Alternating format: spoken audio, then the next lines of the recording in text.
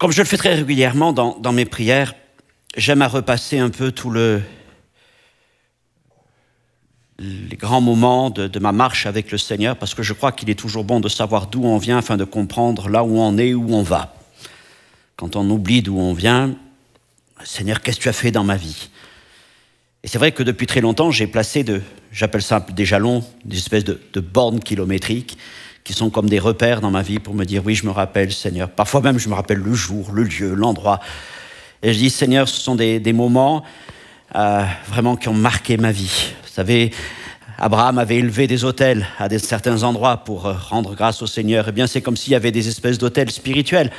Dans ma vie, j'imagine que c'est un peu pareil pour vous, de ces moments qui ont marqué, des moments décisifs. Ça peut être l'appel au salut, ça peut être le revêtement de puissance, ça peut être une guérison, une parole de Dieu, toutes sortes de choses. Je dis merci Seigneur pour tout ce travail, pour tout ce que tu m'as apporté, communiqué, tu as renouvelé ma vie, tu m'as libéré de bien des choses, tu m'as restauré. Je dis Seigneur, merci pour toutes ces années de marche. Et quand je priais comme ça, vraiment une pensée forte est venue. Elle est tirée de la deuxième épître aux Corinthiens, chapitre 7, verset 1er. Ce sera le titre de ce message. Cette pensée est venue. Achevons notre sanctification. Et il y a eu vraiment en moi cette idée d'achever, d'aller jusqu'au bout. Je dis merci Seigneur pour ce que tu as fait. Et en même temps, je me disais, Seigneur, mais il y a des choses avec lesquelles je ne voudrais pas me retrouver si tu devrais revenir aujourd'hui.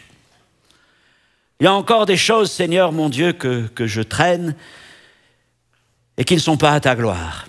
Des habitudes, des façons de faire, des organisations. Je dis, Seigneur, je sais que c'est pas ce qui va me fermer les portes du ciel, mais je sais que ça ne te plaît pas. Je sais que ça ne te plaît pas. Je pourrais considérer, Seigneur, bon, jusque-là, j'ai vécu avec, mais je disais, Seigneur, je ne veux pas finir avec. Je ne veux pas finir avec, mais je veux aller plus loin. Parce que, Seigneur, je veux te plaire, mais parce qu'aussi, c'est évident que toutes ces choses que nous gardons sont une entrave à la pleine réalisation du plan de Dieu dans notre vie. Ce sont autant de scories, de parasites qui sont là et qui nous empêchent de vivre pleinement tout ce que Dieu a déposé en nous. Alors je dis, Seigneur, il faut vraiment que quelque chose se passe. J'ai envie d'aller plus loin. Et à travers ce message, je voudrais vous encourager, vous aussi, d'abord à considérer où vous en êtes vous-même, de rendre grâce à Dieu pour tout ce qu'il a fait dans votre vie, parce qu'il est celui qui nous délivre du péché. Et ce matin, c'est vrai, je vais l'aborder, mais ce n'est pas tellement un message par rapport à la délivrance du péché, de l'immoralité, de tout cela. On va en parler. Mais je voudrais mettre vraiment l'accent sur toutes ces petites choses qu'en tant que chrétiens, après des années et des années, nous continuons de trimballer avec nous. Et en quelque sorte, ce matin, nous allons partir à la chasse au levain. À la chasse au levain. Oh, vous allez me dire, oh ben, si mon problème il n'est pas plus gros qu'un grain de levain, ça va, c'est pas trop grave. Qu'est-ce qu'un grain de levain? On a du mal à le tenir dans la main, hein, n'est-ce pas? Vous savez, le gros problème avec le levain, c'est que parfois on le confond avec la poussière. Mais il y a une grande différence entre le levain et la poussière. C'est pas tellement la taille. Ils sont tous les deux petits, il y en a peut-être un qui est un peu plus gros que l'autre, mais à l'œil, ça ne fait pas grand-chose. Mais la grande différence, c'est que la poussière est morte, le levain est un agent actif. Et parfois, on considère toutes ces petites choses que nous trimballons dans notre vie comme de la poussière. Alors on se dit, bon, un jour, on donnera un coup de balai, puis ça va partir comme on le fait avec la poussière. J'espère que vous ne le mettez pas sous le tapis. Je ne parle pas de chez vous, de votre ménage, je ne m'entre pas là, mais je dis de ce qui peut se passer dans nos cœurs. Mais on ne se rend pas compte qu'en faisant ainsi, non, attention, ce n'est pas de la poussière. C'est un agent actif. Et vous savez ce que Paul écrit? Un peu de levain fait lever toute la pâte. Et c'est ça, sur ça dont je veux parler ce matin. Toutes ces choses que nous tenons pour insignifiantes, c'est vrai que peut-être en apparence elles sont insignifiantes, n'empêche qu'elles ont une puissance. Une puissance d'entrave, une puissance parasitaire, et avec des conséquences qui peuvent être beaucoup plus grave que ce que nous pensons. Alors ce matin, nous allons parler de la sanctification dans ce sens. Et on va donc prendre un texte dans la 2e aux Corinthiens, la fin du chapitre 6 et le début du chapitre 7. Donc à partir du verset 16, 2 Corinthiens chapitre 6, verset 16, où Paul commence en nous rappelant cette chose qu'il avait déjà enseignée dans la première lettre, « Car nous sommes le temple du Dieu vivant ». Ça veut dire que si nous sommes un temple, Dieu habite au milieu de nous collectivement. Nous sommes l'assemblée, mais il habite aussi en nous. Le Dieu très saint habite en nous. J'habiterai, je marcherai au milieu d'eux, je serai leur Dieu, ils seront mon peuple. C'est la parole du Seigneur. C'est pourquoi, sortez du milieu d'eux, séparez-vous, dit le Seigneur, ne touchez pas à ce qui est impur, et je vous accueillerai. Je serai pour vous un père, vous serez pour moi des fils et des filles, dit le Seigneur Tout-Puissant. Ayons donc de telles promesses, bien-aimés, purifions-nous de toute souillure de la chair et de l'esprit en achevant notre sanctification, dans la crainte de Dieu. Amen. Seigneur, merci encore pour ta parole et je te prie de me permettre d'être le messager de ce qu'il y a sur ton cœur, de ce que tu nous as communiqué à travers tes apôtres. Seigneur, sans tordre, sans ajouter, sans retrancher. Et s'il manquerait quelque chose à ce que j'ai dit, si je l'ai mal dit, Seigneur, je te prie de parler à nos cœurs, parce qu'il est important, Seigneur, que ta parole puisse vraiment venir jusqu'à nous. Seigneur, bénis ce moment. Seigneur, ouvre nos cœurs, ouvre, Seigneur mon Dieu, notre esprit à recevoir ta parole comme une semence qui produira au centuple par ta grâce, dans le nom de Jésus-Christ. Amen. Alors dans ce texte, nous voyons que l'apôtre Paul nous interpelle par des mots puissants. Il ne nous dit pas simplement « commencez votre sanctification » et ne nous dit pas « pensez à votre sanctification ». Il ne nous dit même pas « travaillez à votre sanctification », mais il nous dit « achevez votre sanctification ». Achever. Et le verbe en grec a le même sens qu'en français. Il veut dire mener à son terme, porter à son accomplissement, terminer pleinement ce qui a été commencé. Êtes-vous de ceux qui terminent ce que vous avez commencé? C'est qu'il y a des gens qui commencent beaucoup et qui achèvent moins. Ça, c'est assez irritant. Alors, il faut reconnaître que nous, ça nous arrive, vous tous, on commence des choses et puis on ne va pas forcément au bout de toutes choses. On avait mal mesuré la dépense, le travail, l'effort, tout ça. Mais pour ce qui s'agit de ce point, il ne convient pas simplement de dire, nous avons commencé et puis nous nous arrêtons là, mais nous devons achever. Achever. Pas simplement laisser tomber les choses, mais les mener à leur terme, comme le Seigneur nous le demande. Car Dieu achève ce qu'il a commencé. Ce que Paul nous dit dans Philippiens 1,6, celui qui a commencé en vous cette bonne œuvre la rendra parfaite pour le jour de Jésus-Christ. Et Dieu a commencé à nous sanctifier, parfois bien avant que nous le connaissions. Des enfants qui naissent dans un foyer chrétien, avant même d'avoir compris la puissance de l'Évangile, sont sanctifiés. Ils sont sanctifiés par les prières de leurs parents, de leurs grands-parents. Ils sont sanctifiés par le style de vie. Il y a des choses qui sont dans la maison qu'on ne fait pas ailleurs. Enfin, voilà. Et il y a des choses qu'on ne tolère pas. Nos enfants sont sanctifiés. J'ai été sanctifié par mes parents, par mes grands-parents. C'était déjà une force agissante en moi. On posait des limites. Et il y avait la crainte de Dieu dans nos cœurs. Un époux est sanctifié par son épouse qui est chrétienne. Il y a des choses qui ne se passent pas dans la maison. Donc même avant d'avoir connu le Seigneur, il se trouve des fois que nous avons commencé à être sanctifiés. Et puis à partir du jour où nous avons entendu sa parole, cette parole a commencé à nous sanctifier, à nous transformer, à nous renouveler, à nous amener à penser d'une manière différente, jusqu'au jour où il y a eu cette percée dans nos cœurs et que nous nous sommes vraiment engagés avec le Seigneur. Et alors a commencé pleinement ce processus de sanctification, de transformation. Et le Seigneur veut le mener à son terme. Parce qu'il a un grand projet, nous rendre semblables à Jésus-Christ et que tout son projet, tout son plan de grâce, d'amour et de puissance s'accomplisse dans nos vies. Et ce matin, je vous dis cette chose et je voudrais vraiment qu'elle s'imprime dans nos cœurs. La sanctification, ce n'est pas une question de règlement, de commandement, de faire ceci ou de ne pas faire cela.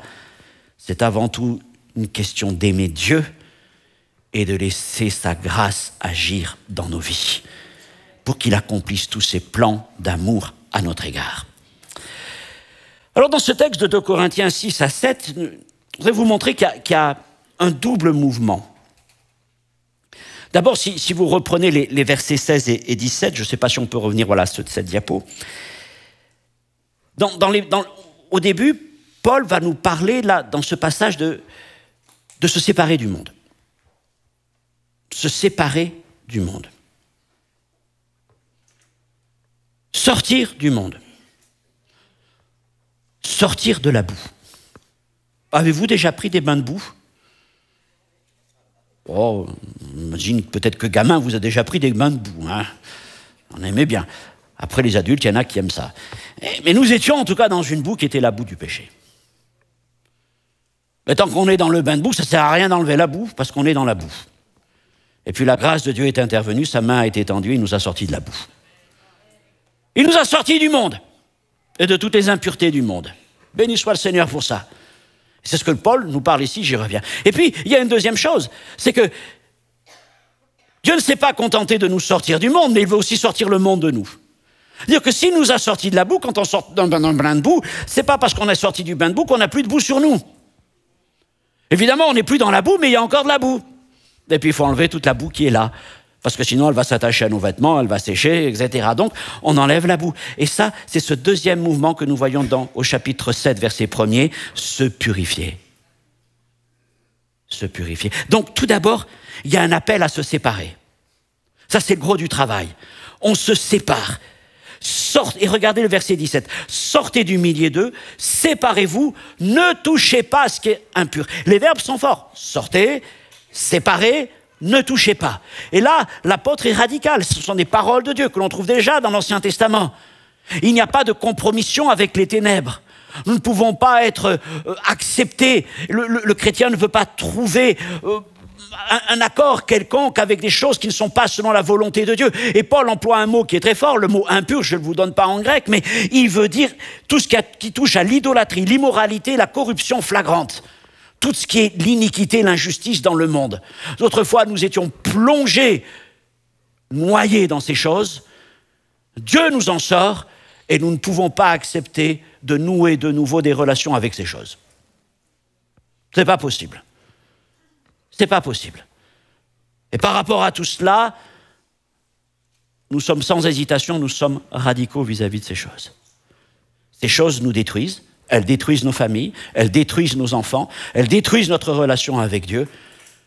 Nous sommes appelés à être des enfants de lumière et nous ne pouvons pas accepter que les ténèbres aient encore une prise en nous. OK. Et puis Paul va plus loin, je vous l'ai dit. C'est un appel à se séparer, à sortir de cette boue. Il y a ensuite un appel à se purifier. Et ça, je dirais, ce sont les finitions. Après le gros du travail, les finitions. Purifions-nous de toute souillure de la chair et de l'esprit. Ça ne sert à rien de se purifier quand on est dans la boue, n'est-ce pas? On ne peut se purifier qu'une fois qu'on est sorti, parce qu'on peut se nettoyer, se laver. Et il nous faut entreprendre ce travail de purification. Alors, le mot qu'emploie Paul, ensuite, est intéressant, souillure. Il ne parle plus d'impureté, mais de souillure. Le mot impureté se retrouve des dizaines de fois dans le Nouveau Testament. En revanche, le mot souillure ne se retrouve qu'une fois à cet endroit. Et ça, c'est intéressant, tiens. C'est le seul endroit où il est question de ce mot souillure. Et il n'a pas tout à fait le même sens qu'impureté. En fait, il renvoie à des images de l'Ancien Testament, notamment dans le livre du Lévitique, qui est un livre, c'est vrai, de règles, de principes, de commandements. Et au chapitre 15, il est parlé dans ce livre du Lévitique des souillures de l'homme, de certaines maladies, de certains épanchements corporels qui empêchent les hommes d'approcher de Dieu. C'était comme ça, c'était la loi. Si quelqu'un avait un tel épanchement corporel, il ne pouvait pas approcher de Dieu parce qu'il était considéré comme impur. Des écoulements de l'homme. Dans la Nouvelle Alliance, Dieu ne regarde pas tellement à ce qui coule de nos corps, il regarde avant tout à ce qui coule de nos cœurs. Les épanchements, les écoulements de notre cœur. Qu'est-ce qui coule de nos vies? Qu'est-ce qu'il y a dans nos cœurs? Toutes ces choses qui altèrent notre capacité à venir dans sa présence, à nous tenir dans sa présence, à marcher avec lui. Et là, je voudrais reprendre ces 3 images. La première, je l'ai mentionné tout à l'heure, ce sont les grains de levain. Vous savez, un grain de levain, c'est pas bien gros, hein? Il faut prendre des fois un microscope pour arriver à le voir. Ok, ça c'est la première image. Mais je vous ai dit, c'est un agent actif, hein? C'est pas parce que c'est petit que c'est pas destructeur. Deuxième image, la mouche qui tombe dans le parfum. Vous la connaissez, cette image? Vous avez un beau parfum. À l'époque, c'était des huiles. Et si une mouche tombe dedans, vous savez ce qu'elle va faire? La mouche, elle va essayer de se débattre, puis elle est collée, elle va s'engluer, elle va mourir, et puis le risque, c'est qu'elle finisse par faire tourner le parfum. Moi, une mouche, c'était pas grand-chose. Il y a des fois des choses qui tombent dans nos vies qui sont pas grand-chose. Mais si nous ne prenons pas la décision dès le début de l'enlever, elle va finir par pourrir en nous. Puis il y a une troisième image, elle est encore plus subtile. C'est l'histoire des petits renards. Et la Bible nous met en garde contre les petits renards qui ravagent les vignes.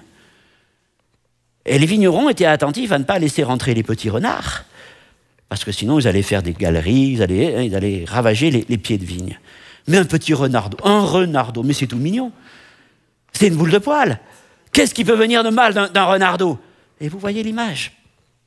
Et il y a parfois des choses que nous laissons rentrer dans notre maison, dans nos vies. Quel mal ça a. Le problème, c'est que généralement, il ne vient pas tout seul, il vient en bande.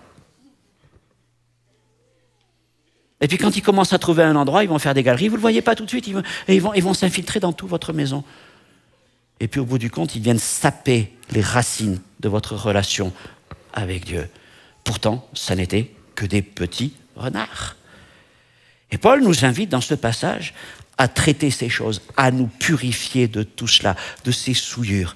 Des souillures de la chair, c'est-à-dire nos comportements, nos regards, nos paroles dépassées, nos grossièretés, et les souillures de l'esprit, nos pensées, nos intentions, nos traits de caractère. Et vous pouvez y mettre plein de choses.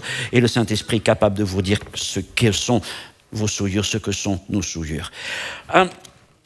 Juste un exemple, pour que vous compreniez bien les choses.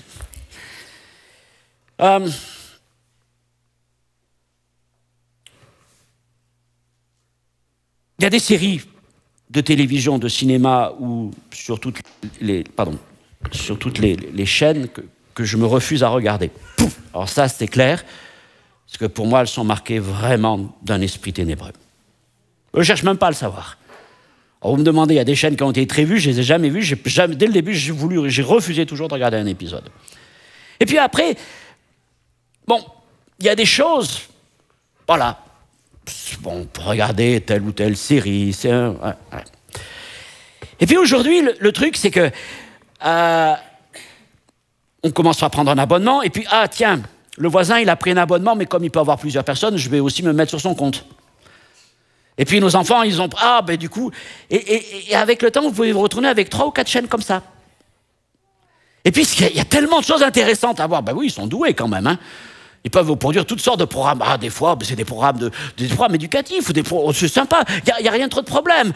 Non, c'est vrai qu'il n'y a pas trop de problèmes. Le truc, c'est que ça dévore votre temps. Et du coup, j'ai pris cette décision, c'est qu'à chaque fois qu'il y aurait un abonnement qui tomberait, je ne relouerai pas. Alors du coup, maintenant, voilà. Ça me permet de trouver plus de temps que j'ai offert à Dieu. Vous voyez, ce n'est pas une obligation, Dieu ne demande pas. Mais pour moi, c'est un choix personnel. C'est un choix dans quoi est-ce que je veux investir mon temps. Dans quoi est-ce que je veux m'investir moi-même. Pour des choses qui vont peut-être être agréables à la chair, parce que c'est des belles histoires, ça peut être des romans, ça peut être des aventures, ok. Ou est-ce que je veux investir dans ma vie chrétienne, dans ma relation avec Dieu et dans ce que je suis en Jésus-Christ. Voilà, il y a des choses, c'est clair, c'est non, et il y en a d'autres. Je dis, Seigneur, ok, Paul l'écrit, c'est vrai, tout m'est permis, mais tout n'est pas utile. Tout m'est permis et tout n'édifie pas. Et si je dis non, c'est pas parce que quelqu'un me dit, tu dois dire non. Moi, je suis de ceux que, généralement, quand on me dit non, ça ne va pas du tout me plaire. C'est comme ça, c'est quelque chose qui doit se sanctifier aussi, certainement. Mais c'est par choix, par amour pour Dieu. Par amour pour Dieu, parce que je veux plus de temps avec lui, plus de temps avec ma famille aussi. Alors, ça ne veut pas dire que je ne regarde plus les écrans, mais je veux prioriser le temps avec le Seigneur par amour pour lui. Parce que je crois que ça contribue aussi à aller dans le sens de l'achèvement de ma sanctification. Frères et sœurs, ce que nous tolérons révèle la qualité de notre relation avec Dieu.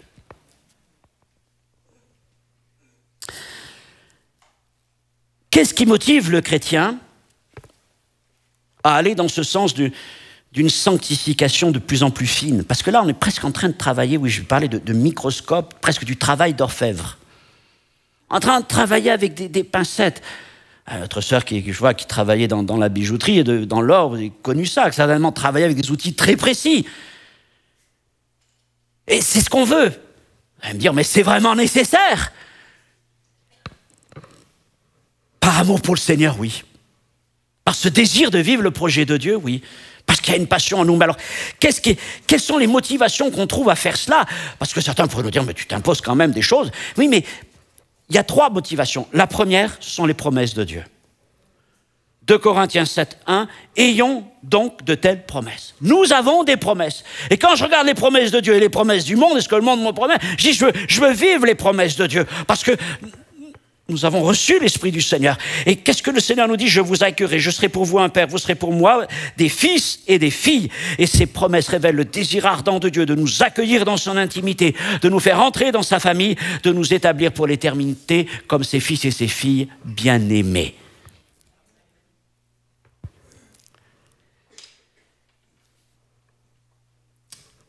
Mais ces choses sont réservées à ceux qui ont à cœur d'achever la sanctification. Heureux ceux qui ont le cœur pur, car ils verront Dieu. Matthieu 5, 8. Recherchez la sanctification sans laquelle personne ne verra le Seigneur. Hébreux 12, 14. Si nous travaillons comme ça, parfois même dans les détails, vous allez me dire, mais c'est parce que nous voulons vraiment produire la plus belle des choses. Ce n'est pas un perfectionnisme pour un perfectionnisme, mais c'est le désir vraiment de plaire à Dieu. De plaire à Dieu. Je vois l'image de ces artisans, de ces hommes et femmes. Quand nous étions sur Paris, nous avions des gens qui travaillaient dans la haute couture, dans la grande maroquinerie sur Paris. Mais ce sont des gens qui travaillent dans le détail.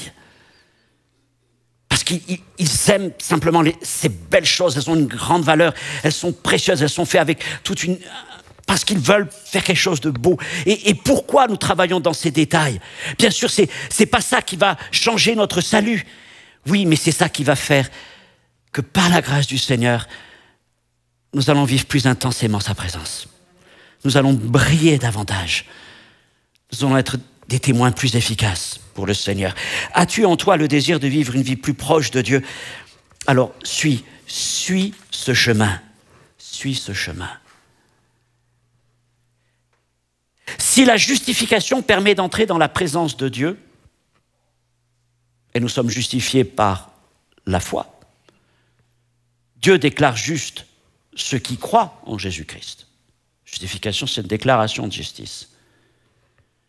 La justification nous permet d'entrer dans la présence de Dieu. Mais la sanctification, c'est ce qui nous permet d'approcher de Dieu. C'est ce qui nous permet d'aller plus près dans la présence du Seigneur. Et en même temps, et je vais y revenir dans quelques instants, c'est cet autre aspect, c'est que la puissance de la sanctification, c'est aussi de révéler ce que nous sommes en Jésus-Christ. C'est elle qui va libérer, révéler la personne que nous sommes en Jésus-Christ. Deuxième source de motivation, après donc les promesses, l'espérance glorieuse du retour de Jésus. Pourquoi est-ce que nous travaillons et nous voulons achever notre sanctification? C'est parce que Christ revient bientôt. L'apôtre Jean écrit dans 1 Jean 3,3 « Quiconque a cette espérance en lui, et il parle du retour de Jésus, se purifie comme lui-même est pur. Jésus est pur, Jésus revient, nous voulons être purs pour lui. » Et là, cette question, je l'ai mentionnée au début, comment nous présenterons-nous devant Dieu quand Jésus reviendra?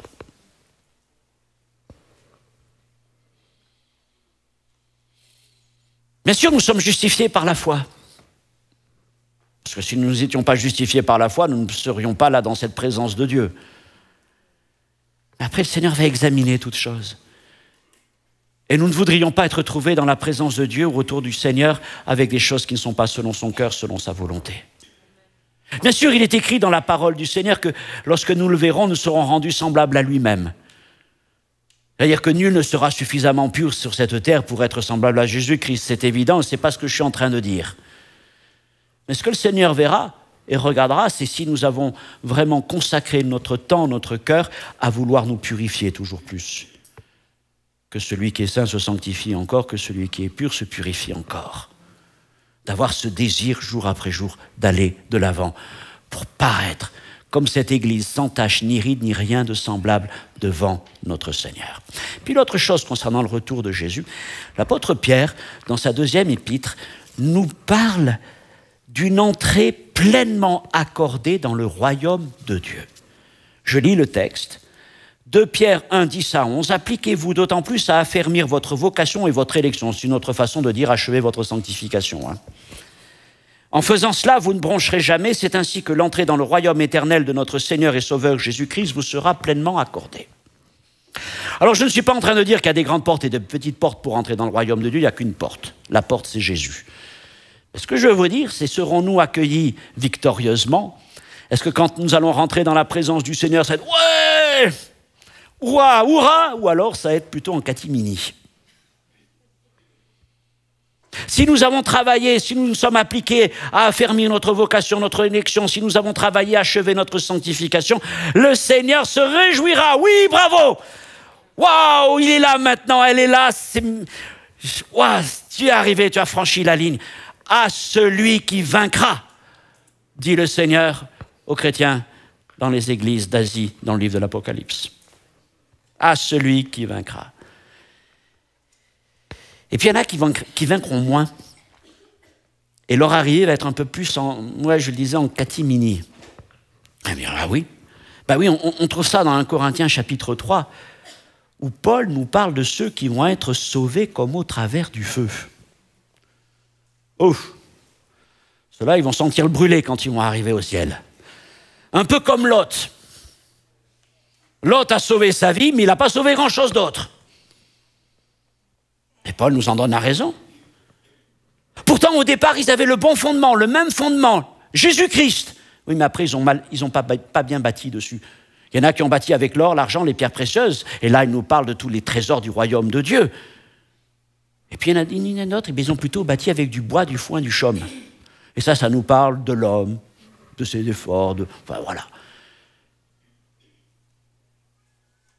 Évidemment, le feu, le bois, le foin, le chaume. Avec quoi bâtis-tu ta vie chrétienne? Tu as commencé avec le bon fondement, bâti avec les bons matériaux, afin que ton entrée dans le ciel soit célébrée par notre Seigneur Jésus et par les anges, et que tu ne rentres pas un peu la tête baissée, ayant perdu tes récompenses, parce que tu n'as rien à présenter à Dieu. Que Dieu nous mette en garde contre ça. Et puis, je parle d'une motivation, une dernière motivation, c'est quand même la plus importante de toutes, c'est l'amour. L'amour de Jésus, l'amour de Christ nous presse, 2 Corinthiens 5, 14. Qu'est-ce qui nous pousse à désirer, à achever cette sanctification? C'est l'amour de Jésus. Sur cette terre, nous sommes la fiancée de Christ et nous nous préparons pour nos noces. Et comme la fiancée va être la plus belle pour le jour des noces, nous voulons être sans tache, ni ride, ni rien de semblable, je le disais, pour Jésus. C'est l'amour de Jésus. C'est pas l'obligation du commandement.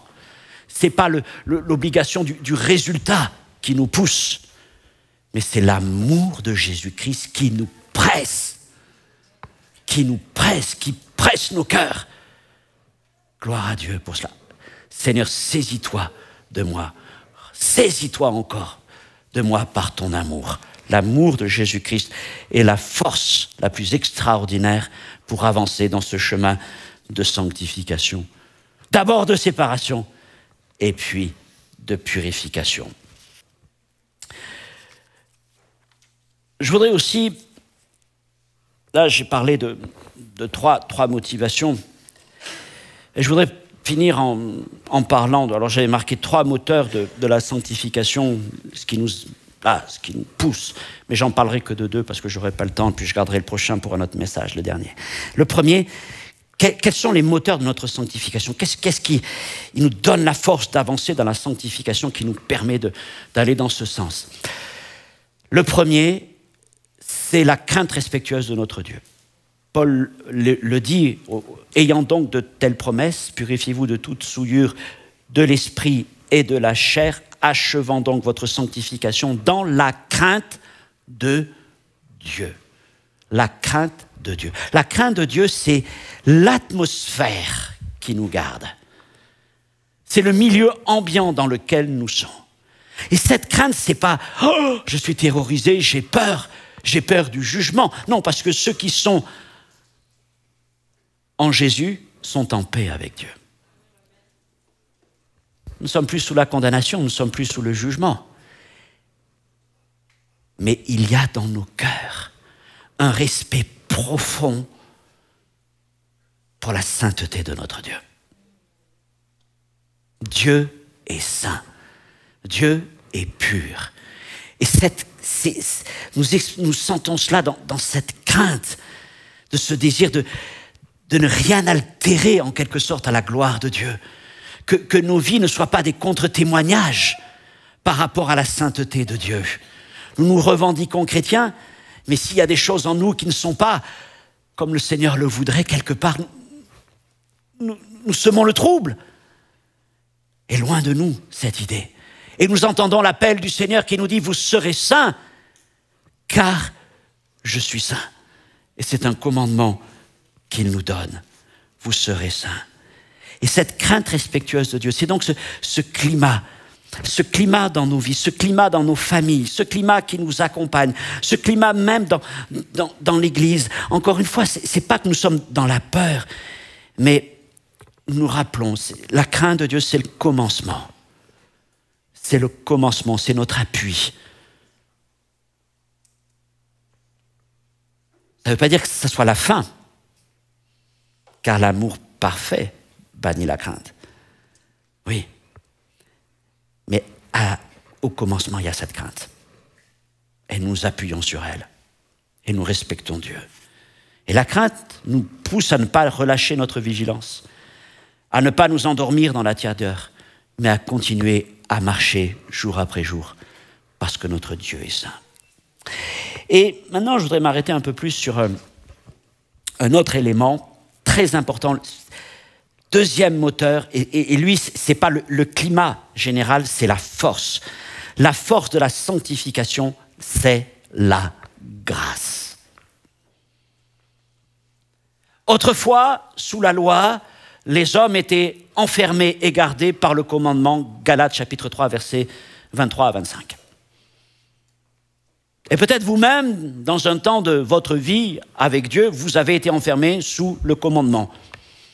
Mais la grâce est venue et nous sommes libres. Et dans le Nouveau Testament, dans la Nouvelle Alliance, la marche avec Dieu ne se fait pas d'après la règle, le commandement, d'après le tu dois faire, tu ne dois pas faire, etc.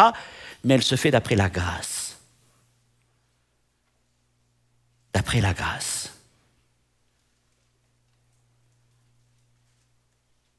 Le premier rôle de la grâce, c'est de nous amener au salut. Parce que c'est par grâce que nous sommes sauvés, par le moyen de la foi. Nous n'avons rien fait, Christ a tout fait. Il a tout accompli. Et si nous croyons, mais c'est un effet de la grâce de Dieu. Je le reconnais bien, c'est le Seigneur qui m'a convaincu. C'est sa parole qui est venue en moi. C'est sa grâce qui a agi en moi. Parce que je n'aurais jamais eu la foi nécessaire. pour recevoir sa parole et la garder comme mienne. Mais la grâce de Dieu a été là. Vous le reconnaissez? Et la grâce salutrice, c'est quoi? C'est une grâce qui manifeste la puissance de Dieu. C'est une grâce qui nous a convaincus. C'est une grâce qui nous a, pour certains, qui nous a délivrés du péché, délivrés des ténèbres. C'est une grâce qui nous a séparés, qui nous a mis à part. C'est une grâce qui a retranché des choses. C'est une grâce qui a été agissante dans tellement d'aspects de notre vie. C'est aussi cette grâce qui nous a amenés à la foi, cette grâce qui nous a amenés au pardon, à la réconciliation, à la justification. Et tout ça, c'est l'œuvre de la grâce sur le plan du salut. Avons-nous trouvé là un quelconque mérite humain, religieux? Rien. Tout est grâce auprès de Dieu dans le salut. Et ce qui est triste, c'est qu'ensuite, beaucoup de chrétiens, et je l'espère de moins en moins, sitôt après avoir commencé par la grâce et être entrés dans la grâce du salut, vont continuer leur route et leur vie chrétienne en se replaçant sous le commandement, sous la loi, sous la règle. Et même, parfois, ils se sentent redevables. Mais si le Seigneur m'a fait grâce, à moi, pécheur, si le Seigneur m'a fait grâce, alors c'est sûr, eh bien maintenant, il faut que je lui montre des choses, que je fasse des choses. Une fois, un chrétien a voulu paraître très, très spirituel. Bon, je ne dirai pas son métier parce que certains vous le faites au milieu de nous, alors je ne voudrais pas donner une mauvaise image, mais quoique ça n'existe qu'en France, en Suisse, vous n'avez pas ça, il faisait partie des CRS. Pour les Français, ça donne le... Voilà. Et il disait, pour lui, dans sa conception de la vie chrétienne, c'est la loi, c'est sur la terre, la grâce, c'est au ciel. Et mais non, ça, c'est pas du tout spirituel. C'est peut-être très religieux, mais c'est pas du tout la nouvelle alliance. C'est pas ça. Nous n'avons pas commencé par la grâce pour finir en revenant sous la loi. Mais nous avançons jour après jour avec la grâce.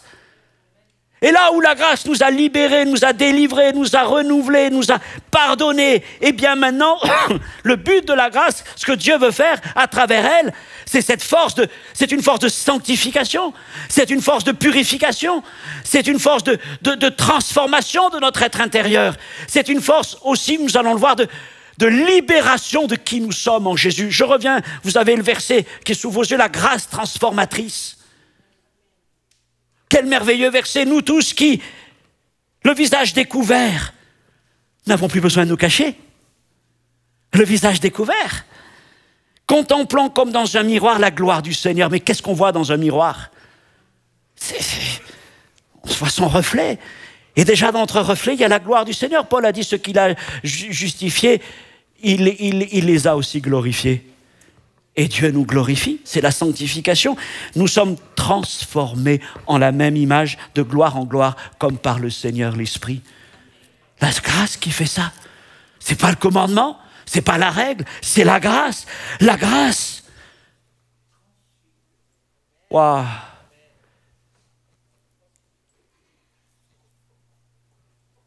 Et ce point maintenant est important. Oui, la grâce.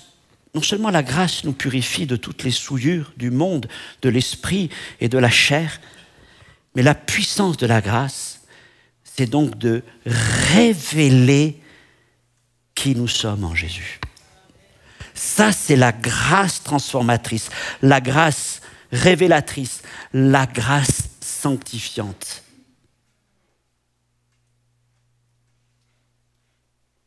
Si nous nous plaçons sous le commandement, nous nous remettons sous un joug.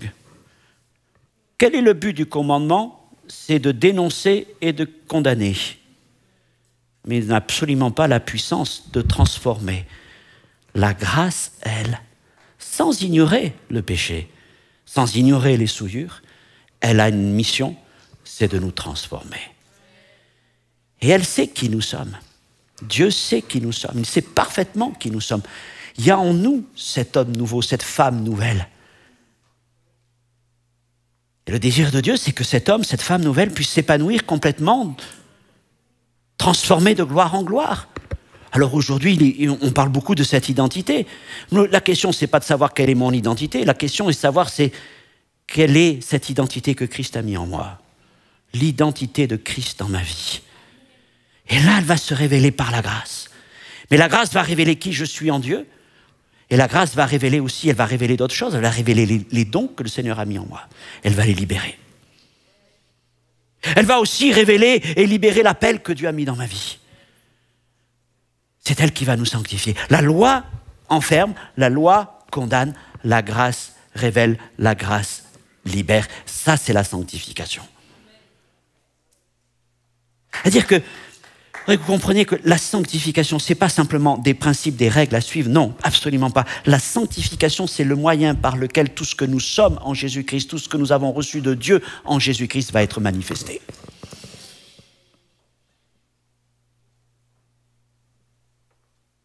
La sanctification révèle les fils et les filles de Dieu.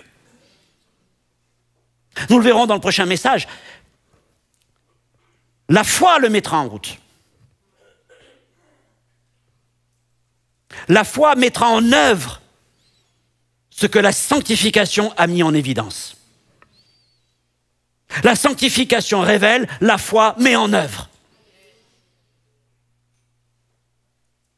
C'est vrai que parfois il y a des choses qui sont un peu aberrantes. C'est qu'il arrive que certains mettent en œuvre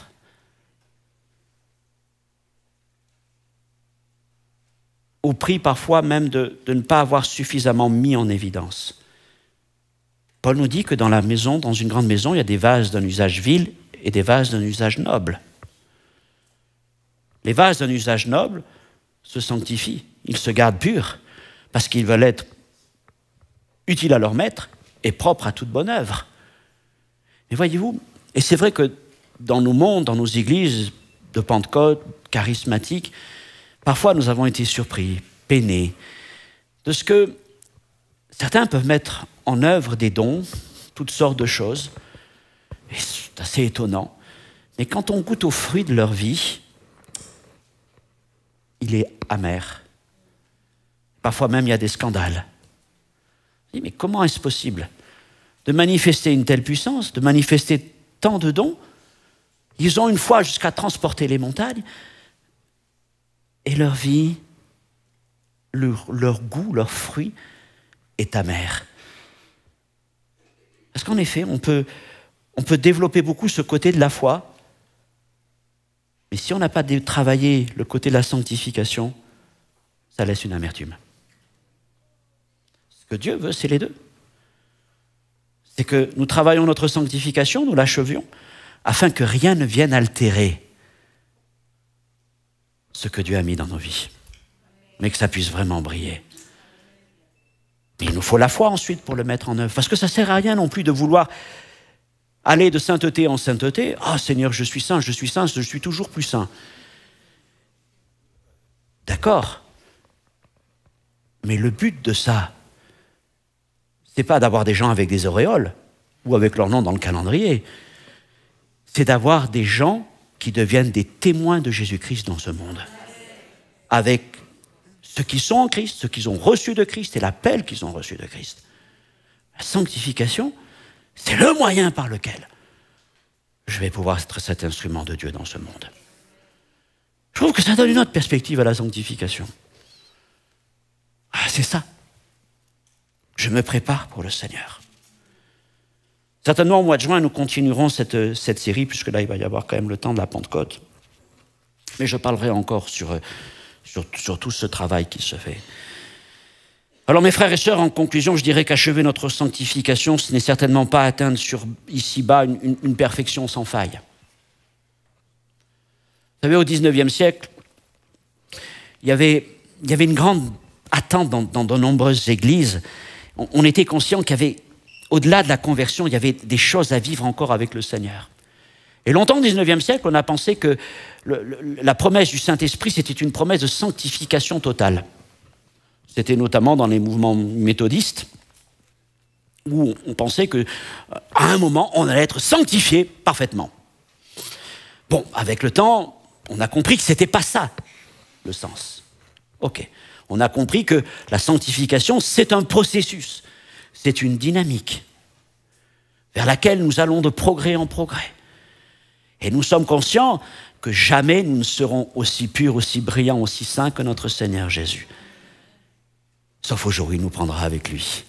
Alors là, nous brillerons de mille éclats parce que lui nous transformera. Mais n'empêche qu'en attendant, nous travaillons. Et nous voulons achever. Et peut-être, mon frère, ma sœur, ça fait longtemps que tu travailles. Et maintenant, tu te dis, Seigneur, ça serait bien que j'achève. Peut-être, toi, mon frère, ma sœur, c'est différemment. Tu dis, j'ai bien travaillé, j'ai marché, puis à un moment, je me suis un peu fatigué. J'avoue que j'ai laissé un peu les choses. J'ai laissé un peu les renards venir. Et tu dis, non, Seigneur, il faut que je reprenne cette marche. Et puis toi qui commences dans ta vie chrétienne, tu pourrais dire, mais achever, je viens de commencer, pourquoi achever? Mais je voudrais que tu rentres dans cette dynamique. C'est vrai que le mot sanctification, il a un côté très religieux. On va dire la sanctification. Mais je voudrais que tu comprennes encore une fois que derrière ce mot, qui peut paraître très religieux, il y a une extraordinaire puissance de révélation, de libération de qui tu es en Jésus-Christ devant Dieu. Et que si tu travailles, non seulement, bien sûr, et là, d'une manière radicale, à te séparer du monde, mais après que tu te dises, Seigneur, ok, je vais travailler dans les détails, parce que je veux être comme cet orfèvre avec toi, Seigneur. Seigneur, mon Dieu, travailler. Dieu voit ton application. Dieu voit ton application. Il y a des choses dont tu vas te séparer, que tu dis, ok, c'est bien, c'est pas grave, je reconnais que mais c'est pas utile. Puis ça m'édifie pas. Mais je recherche des choses qui m'édifient.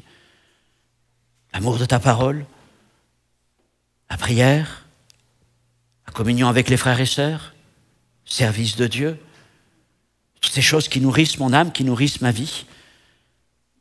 Prends du temps pour toi, Seigneur. Ce n'est pas une obligation, je ne vous l'impose pas. Dieu ne nous l'impose pas.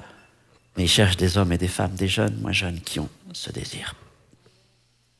Et avec eux, il va faire de grandes choses. Avec eux, il va faire de grandes choses.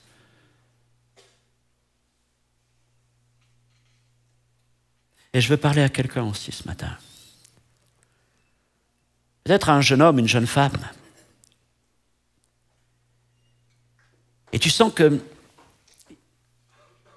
il y a ces mots qui sont peut-être parfois lourds, mais devant le Seigneur, tu en comprends le sens. Tu as été mis à part. Paul dit dans Romains 1:1, Paul, serviteur de Dieu, esclave de Dieu, mis à part pour annoncer l'Évangile. Il a été mis à part. Et il y a au milieu de nous des personnes que Dieu met à part. Parce qu'il y a quelque chose de particulier que Dieu va accomplir à travers ta vie. Si tu as réalisé cet appel, si tu as réalisé que dans ton cœur, il y a des choses qui sont là et tu te dis, j'arrive pas à me réjouir avec les choses dont ils se réjouissent. C'est pas ça qui réjouit mon cœur. Il y a quelque chose d'autre, quelque chose qui est fort. Les gens peuvent te regarder un peu comme un extraterrestre. Qu'est-ce qu'il a celui-là? Tu ris pas avec ceux qui rient, etc. Et tu pleures quand les autres rient, tu ris quand les autres pleurent. Tu restes chez toi quand les autres sortent, et quand les autres sont chez eux, toi tu es à l'église ou en train de servir. Parce que tu as été mis à part. Et si tu as compris ça, que tu as été mis à part, veille, veille et veille. Veille sur ton cœur.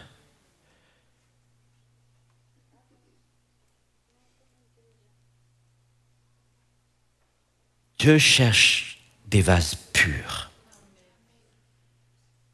Oui, veille sur tes relations. Veille par rapport à toute tentation, toute séduction. Veille sur tout cela. Garde-toi pur. Mais veille aussi sur les petits grains de levain. Veille sur les petits renards. Veille sur les mouches qui pourraient tomber. Sois vigilant. Et au contraire, attache-toi à aimer la présence de Dieu. Et si tu te conserves pur, on peut réafficher ce manifeste. Ah ben il est là déjà. Si donc tu te conserves pur en t'abstenant de ces choses, tu seras un vase d'honneur. Sanctifié, utile à ton maître, propre à toute bonne œuvre. Garde-toi pur pour le Seigneur, jusque dans les détails de ta vie.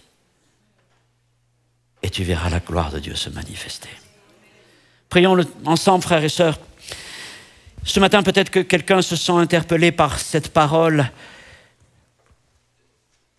de se séparer. Tu dois te séparer, tu dois sortir du milieu dans lequel tu es. Tu dois te séparer peut-être de certaines relations, de certaines habitudes qui, on le dit aujourd'hui, qui sont toxiques ou autres, mais en fait, elles sont ténébreuses.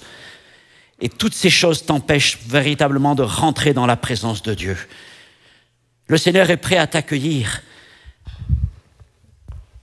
mais tu restes dans la boue. Le Seigneur te dit maintenant, il faut que tu sortes. Prends cette décision. Et puis à toi, mon frère, ma sœur, quel que soit le temps, les années de marche avec le Seigneur, la question est là encore, comment paraîtrons-nous devant lui quand il reviendra?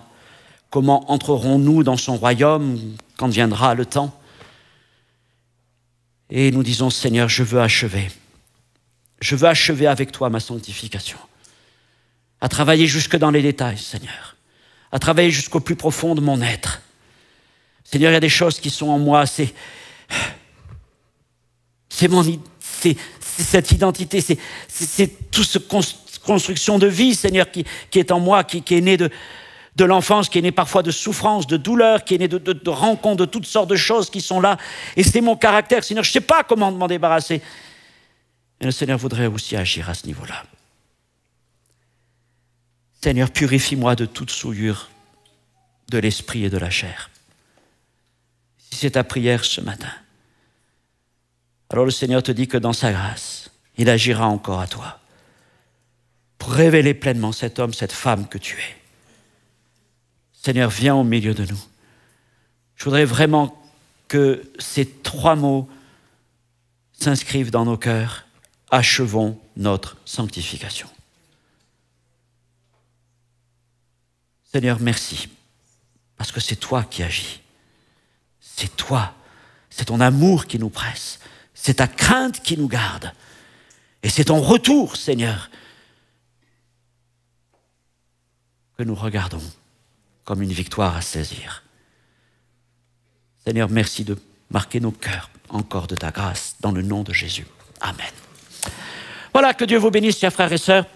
Passez une belle journée dans le Seigneur.